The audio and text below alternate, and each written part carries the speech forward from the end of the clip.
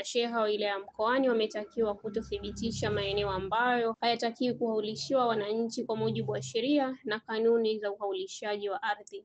Wito huo umetolewa na mratibu wa kamisheni ya ardhi Pemba, Faki Ali Makame, huko wilaya Mkoani katika mkutano wa kuelimisha masheha kanuni za uhaulishaji ardhi. Amesema kuna maeneo ambayo serikali imezuia uhaulishwaji ikiwemo vyanzo vya maji, maeneo ya wazi pamoja na mava. Mengine ni maeneo ya mabonde.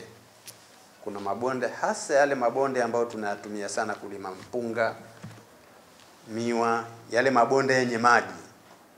Tukisema mabonde, nyie wataalamu zaidi mnayajua. Kwa hiyo kwa mitaani kwetu huko katika maeneo yetu ndio vianzio vyetu vya maji. Inawezekana kianzio hicho ndio kianzio cha mito. Sio mto, lakini maji yote yanayopatikana katika mto fulani yanatoka kwenye kianzio hicho.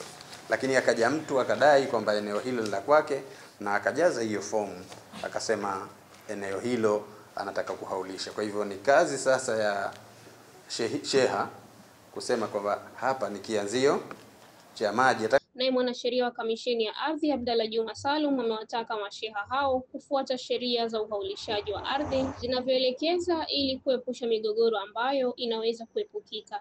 Pili, sheha fomu ile irejeshe, mpelekee mkuu wa wilaya, kwa sababu wewe kufanya wewe unajua eneo na kamati yako, ishakuja fomu uende katika eneo kama siku moja au siku ya pili, ukishaandika comment zako wewe ondosha ile fomu, masheha wengine wakiwa eneo na matatizo.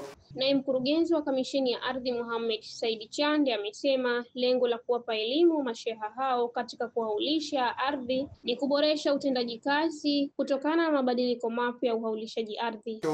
Ni muhimu sana kwa ninyi kukizingatia ni suala hili la hizi kanuni za uhaulishaji ambazo kwa upande wake vile vile zimegawika katika sehemu 4. Kuna suala la huyu mratibu wa uhaulishaji kwa upande wa Unguja na Pemba. Kutoka Pemba, Fatma Suleiman.